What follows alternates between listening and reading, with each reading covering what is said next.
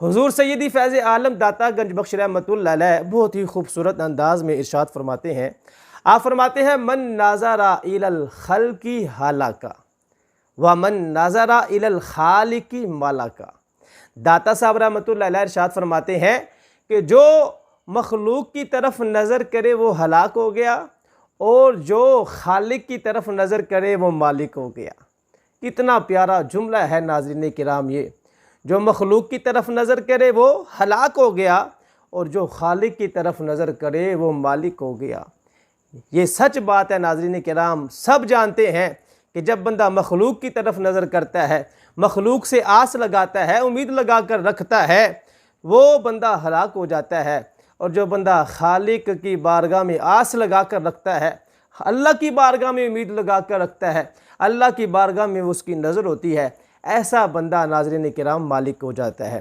یہاں پر میں آپ کو بہت ہی پیاری ایک بات سناتا ہوں. بہت ہی مشہور صحابی رسول ہیں جن کا نام ہے حضرت سلمان فارسی رضی اللہ تعالیٰ عنہ. یہ ایک مرتبہ کہیں سفر میں جا رہے تھے.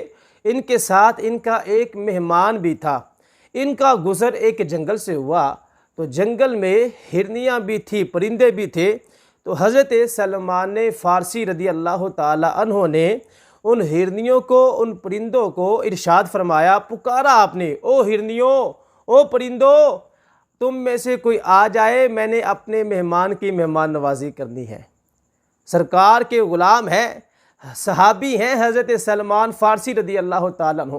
جب یہ پکارا نا تو اسی وقت ایک موٹا تازہ ہرن اور ایک پرندہ وہ بڑے ہی با ادب طریقے سے آپ کی بارگاہ میں حاضر ہو گئے.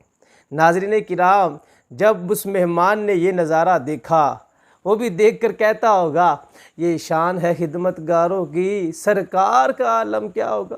رسول اللہ صلی اللہ علیہ وسلم کے غلاموں کی یہ شان ہے. اس نے بلند آواز سے سبحان اللہ کہا، کہنے لگا سبحان اللہ، واہ کیا بات ہے آپ کی، اللہ نے آپ کو کیا مقام اور مرتبہ عطا فرمایا ہے کہ جنگل کے جانور جو ہیں وہ آپ کی پکار پر آپ کی بارگاہ میں حاضر ہو گئے ہیں.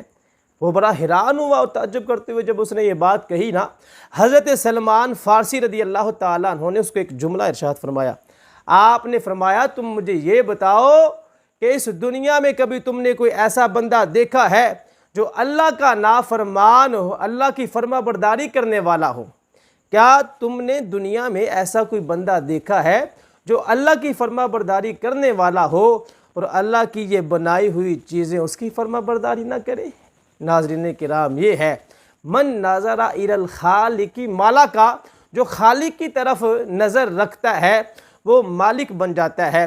ناظرین کرام، جب بندہ رب کا ہو جاتا ہے تو رب کی بنائی ہوئی جتنی بھی چیزیں ہیں نا وہ ساری کی ساری اس کی ہو جاتی ہیں.